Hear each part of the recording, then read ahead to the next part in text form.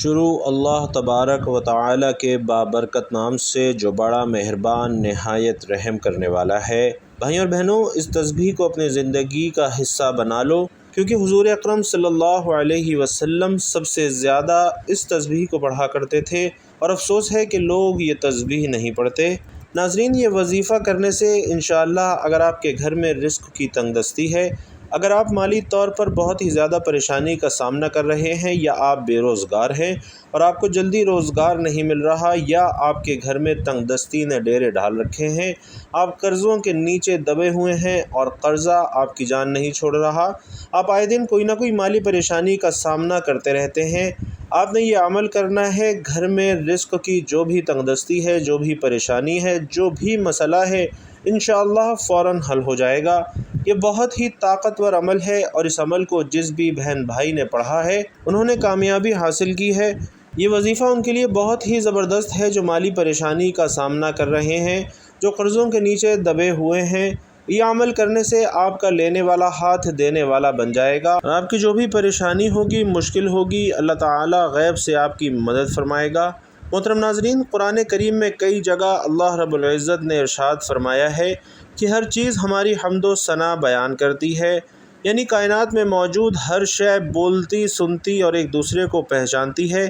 اور سورۃ بنی اسرائیل میں ارشاد باری تعالی ہے کہ ساتوں آسمان اور زمین اور وہ ساری چیزیں اللہ کی عظمتیں بیان کر رہی ہیں جو آسمان و زمین میں ہیں، اور کوئی چیز ایسی نہیں ہے جو اس کی حمد کے ساتھ اس کی تسبیح نہ کر رہی ہو، مگر تم ان کی تسبیح کو سمجھتے نہیں ہو۔ بھائیوں اور بہنوں، اللہ تعالیٰ نے انسان کے لیے بے شمار نعمتیں بنائی ہیں، اور اگر ہم سوچیں ہمارے جسم کا ایک ایک بال اس کی نعمتوں کا شکر ادا کرنا چاہے تو بھی ادا نہیں کر سکتا۔ اللہ خود فرماتا ہے کہ اگر تم میری نعمتوں کا شمار کرو تو انہیں شمار نہیں کر سکتے، اور انسان وہ ہے جو اپنے مالک کی دی ہوئی نعمتیں استعمال کر کے اس کا شکر بھی ادا کرے، اور جو لوگ اللہ کی دی ہوئی ہر نعمت کا شکر ادا کرتے ہیں، اللہ ان پر راضی ہو کر ان کو اور زیادہ عطا فرماتا ہے۔ قرآن مجید میں اللہ رب العزت فرماتے ہیں، اگر تم شکر ادا کرو گے تو ہم تم کو مزید عطا کریں گے، اور اس کے برعکس جو لوگ اس کا دیا ہوا بھی کھاتے ہیں اور اس کا شکر ادا نہیں کرتے، ان لوگوں پر اللہ کا شدید عذاب ہے۔ ہمیں اللہ کی نعمتوں کو سوچنے کی عادت ڈالنی چاہیے۔ اگر ہمیں فکر پیدا ہو گئی تو ہم دینے والے محسن کا شکریہ بھی ادا کیا کریں گے، اور دل سے نعمتوں کی قدر بھی کریں گے۔ ان کے دینے والی ذات سے بھی ہمارا پیار بڑھ جائے گا، ہم زبان سے بھی الحمدللہ کہیں گے، اور اعضاء سے بھی ان نعمتوں کا شکر کر کے اس کی عبادت کیا کریں گے۔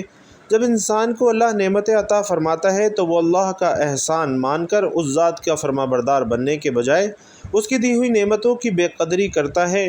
نافرمان کو اللہ ڈھیل دیتا ہے اور اسے مختلف اشاروں سے سمجھایا جاتا ہے کہ یہ کفران نعمت مت کرے اور احسان مان کر اللہ کا شکر ادا کرنے والا بن جائے۔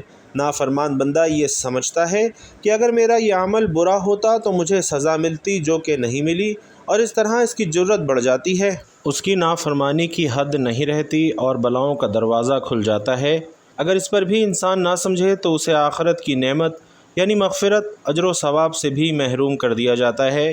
انسان کو بغیر مانگے اللہ تبارک و تعالی نے بے شمار نعمتیں عطا فرمائی ہیں، لیکن ان نعمتوں کے حصول کے باوجود انسان کی بڑی تعداد ظلم اور ناشکری کے راستے پر چلتی رہتی ہے۔ اللہ تعالی نے سورۃ الرحمن میں انسانوں اور جنات کو تکرار کے ساتھ مخاطب ہو کر ارشاد فرمایا ہے کہ تم اپنے پروردگار کی کون کون سی نعمتوں کو جھٹلاؤ گے۔ ناظرین، جب کوئی اللہ کا بندہ اللہ کی نعمتوں کو دیکھ کر الحمدللہ کہتا ہے تو اس کے لیے جنت کے 8 دروازے کھول دیے جاتے ہیں کہ وہ جس دروازے سے چاہے اندر داخل ہو جائے۔ ایک مرتبہ الحمدللہ کہنے سے 30 نیکیوں کا ثواب ملتا ہے، اور اس کی برکت زمین و آسمان کے درمیانی خلا کو پر کر دیتی ہے۔ دوسری بار الحمدللہ کہنے سے انوار 7ویں آسمان سے لے کر 7ویں طبقے زمین تک بھر جاتے ہیں۔ تیسری مرتبہ الحمدللہ کہنے سے اللہ خود اس کی طرف متوجہ ہو جاتا ہے۔ بے شک انسان بڑا ناشکرا ہے، اس کی حرص اس کو نعمت کی قدر نہیں کرنے دیتی، جو تقدیر میں نہیں اس کو نعمت سمجھتا ہے اور اس کے لیے تدبیر کھڑتا پھرتا ہے۔ نعمتیں ملنے سے قبل اور بعد قلب کی وہی حالت رہے جو پہلے تھی۔ اگر اللہ کو چھوڑ کر نعمتوں میں مشغول رہے اور اس کو بھول جائے تو وہ نعمت چھین لی جاتی ہے۔ اسی طرح حسد اور ناشکری بھی نعمتوں اور نیکیوں کو برباد کر دینے والی ہے۔ جب بھی اللہ کوئی خدمت اپنے بندوں کو عطا فرمائے تو اس کا شکریہ ہے کہ الحمدللہ کہے، اور یہی اصل شکر ہے۔ بندہ بہت سی چیزوں کو برا خیال کرتا ہے، حالانکہ اس میں اس کا فائدہ ہی ہوتا ہے۔ انسان کو شریعت کی پابندی کرنی چاہیے اور ہر لمحہ اللہ کا ذکر کرتے رہنا چاہیے۔ اس سے دنیا میں تو عزت اور کامیابی عطا ہوگی ہی، آخرت میں بھی اس کا بڑا اجر و ثواب ملے گا۔ اللہ کا شکر یہ ہے کہ اہل دنیا سے اچھا برتاؤ رکھا جائے اور دل سے اللہ اللہ کیا جائے۔ اللہ کی نعمتوں کی دل سے قدر کر کے اس کی نعمتوں کو اس کی فرمانبرداری میں صرف کیا جائے۔ اس کی مخلوق کی خدمت کو اپنا شعار بنانا چاہیے۔ جب بندہ اللہ کی نعمتوں کی قدر کر کے ان پر شکر ادا کرتا ہے تو اس کا صلہ یہ ملتا ہے کہ اس کی نعمت کو بڑھا دیا جاتا ہے۔ حضور پاک صلی اللہ علیہ وسلم فرماتے ہیں کہ پیٹ بھر کے شکر ادا کرنے والے شاکر کا مقام روزہ رکھنے والے صابر کے برابر ہے۔ اور حضرت کعب رحمۃ اللہ علیہ کا قول ہے کہ اللہ دنیا میں بندے کو جو نعمت دیتا ہے اور وہ اس کا شکر گزار ہوتا ہے تو اللہ اس کا نفع دنیا اور آخرت میں دیتا ہے، اور جو شکر گزاری نہ کرے تو دنیا میں ہی اس سے وہ نعمت چھین لی جاتی ہے اور آخرت میں اس کے لیے جہنم کا دروازہ کھول دیا جاتا ہے۔ جبکہ حضرت سری سختی رحمۃ اللہ علیہ فرماتے ہیں کہ جو شخص نعمت کی قدر نہیں کرتا اس سے نعمت اس طرح سلب کی جاتی ہے کہ اس سے خبر تک نہیں ہوتی۔ ناظرین، یہ اللہ کی نعمتوں کا شکر ہی ہے جس سے انسان کے رزق اور اعمال اولاد میں برکت پڑتی ہے، اور ناشکرے کو کچھ نہیں ملتا۔ ہمارے یہاں یہ تصور کیا جاتا ہے کہ جب بھی کوئی نعمت ملتی ہے تو ہم کہتے ہیں کہ یہ ہماری محنت کا ثمر ہے، اور بہت کم لوگ ایسے ہیں جو اسے نعمت خداوندی سمجھ کر اس کا شکر ادا کرتے ہیں۔ اگر کوئی نعمت واپس لی جاتی ہے تو انسان فوراً اس کی ناشکری کرتا ہے۔ بھائیوں اور بہنوں، یہ حرکت عطاب الہی کو دعوت دینے کے مترادف ہے۔ ہر حال میں اللہ کا شکر ادا کرنا اہل ایمان اور مومنین کا شیوہ ہے۔ اللہ ہمیں اپنی سب نعمتیں عطا فرمائے اور ان نعمتوں کا شکر کرنے والا شاکر صابر مسلمان بنائے۔ ناظرین محترم، ہمارے نبی نے اللہ کی قسم کھا کر فرمایا ہے کہ جو بھی اس تسبیح کو پڑھے گا اس کی پریشانی اللہ تعالیٰ جلد از جلد دور فرما دیں گے۔ اگر پہاڑ کی جتنی بھی مصیبت ہوگی تو اللہ تعالیٰ وہ مصیبت بھی ختم کر دیں گے۔ آج آپ کے سامنے ایک ایسا وظیفہ لے کر حاضر ہوا ہوں۔ میرے نبی حضرت محمد مصطفیٰ صلی اللہ علیہ وسلم فرماتے ہیں، اگر پہاڑ سے زیادہ پریشانی ہو اور آپ صدق دل کے ساتھ یہ وظیفہ کر لیں تو انشاءاللہ العزیز آپ کی پریشانی مکمل طور پر ختم ہو جائے گی، خواہ وہ پیسے کی پریشانی ہو یا گھر کے اندر کوئی اور پریشانی ہو۔ محترم ناظرین، یہ تسبیح جو میں آپ کو بتانے جا رہا ہوں، اگر آپ نے یہ وظیفہ کر لیا، آپ کے گھر کے اندر پہاڑ سے بھی زیادہ اگر کوئی پریشانی ہوئی تو انشاءاللہ سب پریشانیاں ختم ہو جائیں گی۔ اگر آپ اس وظیفے کو کریں گے تو انشاءاللہ العزیز یہ میرے نبی کا بتایا ہوا ایک وظیفہ ہے، میرے نبی کی بتائی ہوئی یہ قرآنی تسبیح ہے۔ اگر اس کو آپ صدق دل کے ساتھ، خالص نیت کے ساتھ اور بالکل اللہ تعالیٰ کے سامنے جھک کر، عاجز ہو کر، یکسوئی کے ساتھ اپنے نبی حضرت محمد صلی اللہ علیہ وسلم کا ادب دل میں رکھ کر اس وظیفے کو کریں گے تو اللہ پاک کے حکم سے انشاءاللہ العزیز آنکھ جھپکنے تک آپ کے مسائل حل ہونا شروع ہو جائیں گے۔ اللہ رب العزت دلوں کو بدل کر رکھ دیں گے۔ ناظرین، قرآن مجید کے اندر بڑی طاقت ہے، بڑا راز ہے، اس کے اندر بڑا ہی جلال ہے، بڑا ہی کمال ہے۔ ہر تکلیف اور آزمائش اور سہولت و خوشی اللہ تعالیٰ کی طرف سے ہے، اس لیے پریشانیوں اور مصائب کا حل رجوع الی اللہ ہے، یعنی اللہ تعالیٰ کی طرف متوجہ ہونا۔ اللہ تعالیٰ کی طرف توبہ اور استغفار کے ذریعے بھی متوجہ ہوں اور اپنے مسائل کا حل اللہ تعالیٰ کے حوالے کر دیجئے۔ گویا اللہ تعالیٰ کو اپنے مسائل کے حل کا وکیل بنا دیجئے۔ اللہ تعالیٰ کبھی آپ کو بے آسرا نہیں چھوڑیں گے۔ اس کے ساتھ ساتھ شکر گزاری کی کیفیت پیدا کیجئے۔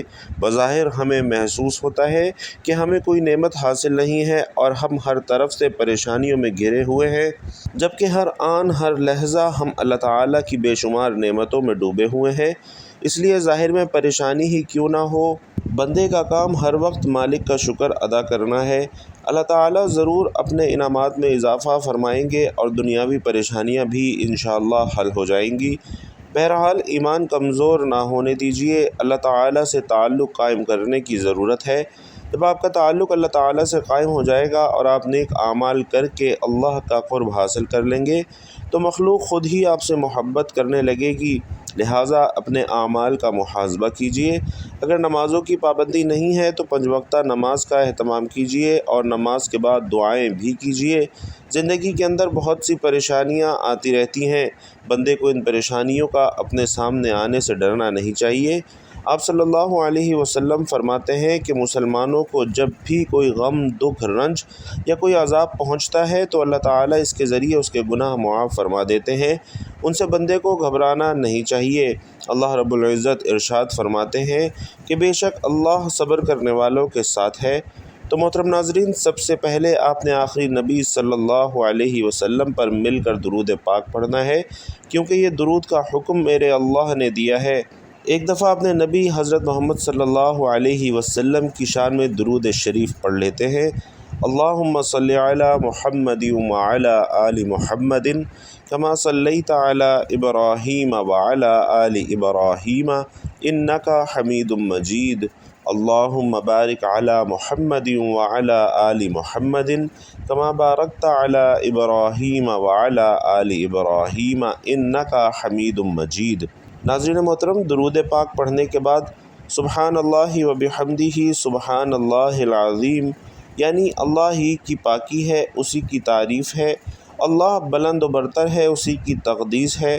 ناظرین، یہ تسبیح بہت ہی زیادہ فضیلت والی تسبیح ہے، اسے 100 بار پڑھنے کی فضیلت ہے، اور وہ بھی صبح کے وقت میں۔ جہاں تک سبحان اللہ و بحمدہ سبحان اللہ العظیم کے پڑھنے کا تعلق ہے تو یہ کئی روایات میں مروی ہے اور اس کے بہت سے فضائل وارد ہوئے ہیں۔ مثال کے طور پر ایک فضیلت یہ ہے کہ میزان میں سب سے زیادہ بھاری کلمات یہی ہیں، اور اس روایت کو بخاری، مسلم، سنن ترمذی، سنن ابن ماجہ وغیرہ نے بھی ذکر کیا ہے، اور بعض روایات میں اسے 3 بار پڑھنے کا بھی ذکر ہے، جیسے حضرت قبیصہ رضی اللہ تعالی عنہ کو فرمایا تھا کہ اسے فجر کی نماز کے بعد 3 بار پڑھ لو تو برز اور جسام وغیرہ جیسی بیماریوں سے محفوظ ہو جاؤ گے۔ اور اس روایت کو ابو الشیخ نے ابن السنی نے اور امن الیوم اور لیلہ میں مسند الفردوس میں ذکر کیا ہے، اور بعض روایات میں اسے 100 مرتبہ پڑھنے کا ذکر ہے، جس کی وجہ سے سمندر کے جھاگ کے برابر گناہ بھی معاف ہو جائیں گے۔ اور اس روایت کو امام ابن ابی شیبہ نے ذکر کیا ہے، اور امام غزالی رحمۃ اللہ علیہ نے احیاء العلوم الدین میں یہ حدیث نقل کی ہے کہ ایک شخص نے رسول اللہ صلی اللہ علیہ وسلم سے عرض کی، یا رسول اللہ، دنیا نے مجھ سے رخ پھیر لیا ہے اور میرے ہاتھ میں جو کچھ تھا وہ کم ہو گیا ہے۔ تو آپ علیہ الصلاۃ والسلام نے فرمایا کہ تم ملائکہ کی تسبیح اور ہر مخلوق کی دعا کیوں نہیں پڑھتے؟ صحابی نے پوچھا، یا رسول اللہ وہ کیا ہے؟ تو فرمایا کہ طلوع فجر اور نماز فجر کے درمیان 100 بار سبحان اللہ و بحمدہ سبحان اللہ العظیم پڑھ لیا کرو، اس سے دنیا تمہارے پاس نہ چاہتے ہوئے بھی ذلیل ہو کر آئے گی۔ تو ناظرین، اسے کثرت سے پڑھیے، انشاءاللہ تمام خراب حالات میں اللہ تعالیٰ آپ کی حفاظت فرمائیں گے۔ اور کثرت کا ایک طریقہ یہ بھی ہے کہ ہر نماز کے بعد اول و آخر 11 مرتبہ درود شریف کے ساتھ 111 مرتبہ یہ تسبیح پڑھ لی جائے۔ مولانا یونس ابن مولانا عمر کا تجربہ ہے کہ اس کو کثرت کے ساتھ پڑھنے سے اللہ تعالیٰ تمام پریشانیاں دور فرمائیں گے، اور تجربہ ہے کہ ہر نماز کے بعد 11 مرتبہ سبحان اللہ و بحمدہ سبحان اللہ العظیم پڑھنے سے ہر مشکل کام آسان ہو جاتا ہے اور کوئی مباح کام رکتا نہیں ہے۔ اگر کثرت سے پڑھا جائے تو بے شمار فوائد ہیں۔ اللہ تعالیٰ آپ کا کام اس طرح بنائیں گے کہ آپ حیران رہ جائیں گے۔ اس کے علاوہ تمام دنیاوی اور اخروی مقاصد میں کامیابی کی ضامن ہے یہ تسبیح۔ اللہ تعالیٰ پر توکل کرنا اس کے حضور عاجزی اختیار کرنے والے اس کے مومن بندوں کی صفات میں سے ایک صفت ہے کہ وہ لوگ جن کی صفات کو اللہ تعالیٰ نے اپنی کتاب عظیم میں واضح فرمایا ہے، بس ان کے بارے میں ارشاد ہے کہ بس ایمان والے تو ایسے ہوتے ہیں کہ جب اللہ تعالیٰ کا ذکر کیا جاتا ہے تو ان کے دل ڈر جاتے ہیں، اور جب اللہ تعالیٰ کی آیتیں انہیں پڑھ کر سنائی جاتی ہیں تو وہ ان کے ایمان کو اور بڑھا دیتی ہیں، اور وہ لوگ اپنے رب پر توکل کرتے ہیں۔ بھائیوں اور بہنوں، توکل ایک عظیم عبادت ہے جس کے ذریعے اللہ تعالیٰ کا قرب حاصل کیا جاتا ہے، اور اللہ نے نبیوں، رسولوں اور اپنے مومن بندوں کو کئی مواقع پر اس کا حکم دیا ہے، جس میں ان کا یہ فرمان بھی شامل ہے جو اس نے اپنے نبی محمد صلی اللہ علیہ وسلم کو دیا، تو آپ اسی کی عبادت کریں اور اسی پر توکل کریں۔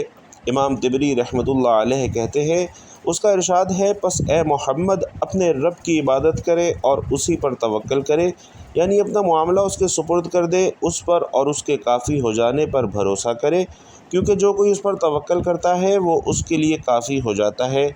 تو ناظرین، سب سے پہلے آپ کو بتانا چاہتا ہوں، انڈیا کا ایک بندہ جو بالکل اسلام نہیں جانتا تھا، اسلام کو مانتا نہیں تھا، اس کو کسی نے بتایا کہ مسلمان ان کے آخری نبی حضرت محمد صلی اللہ علیہ وسلم کہتے ہیں کہ جو اس تسبیح کو پڑھ لے گا تو پہاڑ سے بھی زیادہ اگر پریشانی ہوئی، کوئی مصیبت ہوئی تو وہ ٹل جائے گی۔ وہ انسان بڑا پریشان حال تھا اور اس کے اوپر بڑا قرضہ اور بے شمار ٹینشنیں تھیں۔ اگر میں آپ کو بتانا شروع کر دوں تو ویڈیو بہت زیادہ لمبی ہو جائے گی، لہٰذا مختصراً بتاتا ہوں۔ اس نے جب یہ بات سنی تو اس نے اپنے دل میں ارادہ کیا کہ یار اس تسبیح کو آزماتے ہیں۔ اس نے نماز کے بعد اللہ کے سامنے ایک دفعہ درود شریف پڑھا اور اس کے بعد اس تسبیح کی تلاوت فرمائی۔ اسے 100 مرتبہ اس بندے نے پڑھا اور وہ کہتا ہے کہ اسی رات مجھے ٹیلی فون آیا کہ میرے اوپر جو پہاڑ سے بھی زیادہ مصیبت تھی وہ ایسے حل ہوئی کہ میں خود حیران رہ گیا کہ میرے ساتھ یہ کیسے ممکن تھا۔ تو جب یہ سب ہو گیا، میں نے پوری فیملی کو بتایا تو سب نے لا الہ الا اللہ محمد الرسول اللہ پڑھا اور مسلمان ہو گئے، اللہ پر ایمان لے آئے اور حضرت محمد صلی اللہ علیہ وسلم پر بھی ایمان لے آئے۔ تو محترم ناظرین، ہر طرح کی مشکل اور پریشانی میں صرف اللہ تعالیٰ پر ہی توکل کرنا چاہیے۔ اس تسبیح کو پڑھ کر دعا مانگے تو آپ کی جتنی بڑی مصیبت ہوگی وہ اللہ تعالیٰ خود دور فرما دیں گے۔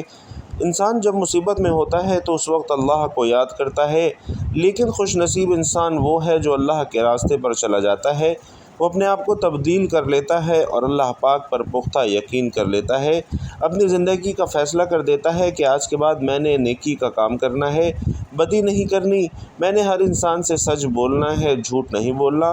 تو انسان پر جب مصیبت آتی ہے تو اس وقت اس کا ایک ٹریک تبدیل ہو جاتا ہے، اس وقت تبدیلی آتی ہے۔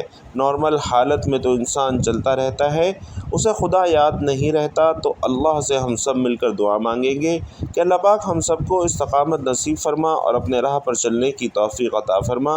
اور یہ جو وظیفہ میں نے بتایا ہے تمام مسلمانوں کی خدمت میں عرض کروں گا، یہ آپ بھی پریشانی کے لیے وظیفہ کریں، اول و آخر 3 بار درود شریف پڑھ کر کریں۔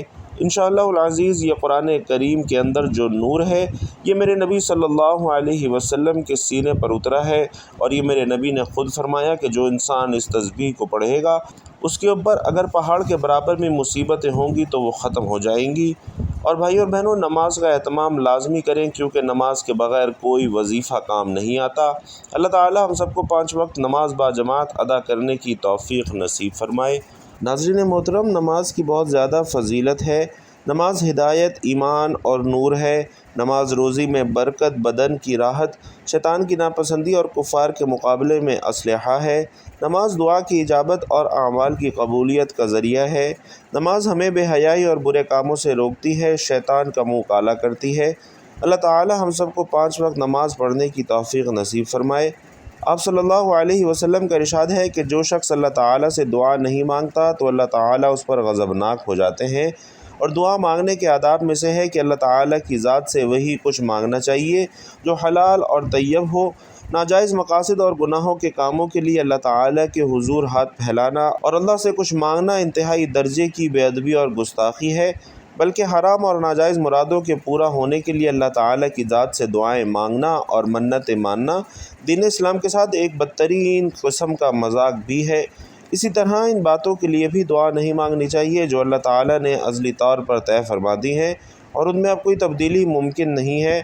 مثلاً کسی پست قد انسان کا اللہ تعالیٰ سے یہ دعا کرنا کہ یا اللہ میرا قد لمبا کر دے، یا کسی دراز قد انسان کا اللہ تعالیٰ سے یہ دعا کرنا کہ یا اللہ میرا قد چھوٹا کر دے، یا مثلاً کوئی جوان شخص اللہ تعالیٰ سے یہ دعا کرے کہ یا اللہ میں ہمیشہ جوان رہوں اور میرے اوپر کبھی بڑھاپا نہ آئے۔ اس قسم کی دعائیں نہیں مانگنی چاہیے۔ محترم ناظرین، مؤذن جب اذان کہتا ہے تو ایسے وقت میں کی جانے والی دعائیں زیادہ قبول ہوتی ہیں۔ سیدنا انس رضی اللہ تعالی عنہ سے بیان ہے کہ پیارے آقا صلی اللہ علیہ وسلم نے فرمایا کہ جب مؤذن اذان کہتا ہے تو آسمان کے دروازے کھول دیے جاتے ہیں اور دعائیں قبول کی جاتی ہیں۔ ایک بندہ مومن اگر نماز کے اوقات میں اذان اور اقامت کے درمیان دعا کرے تو اس بات کا زیادہ امکان ہے کہ اس کی دعا قبول کر لی جائے، اس لیے کہ نبی کریم صلی اللہ علیہ وسلم کا فرمان عالی شان ہے کہ اذان اور اقامت کے درمیان مانگی جانے والی دعا نامنظور نہیں ہوتی۔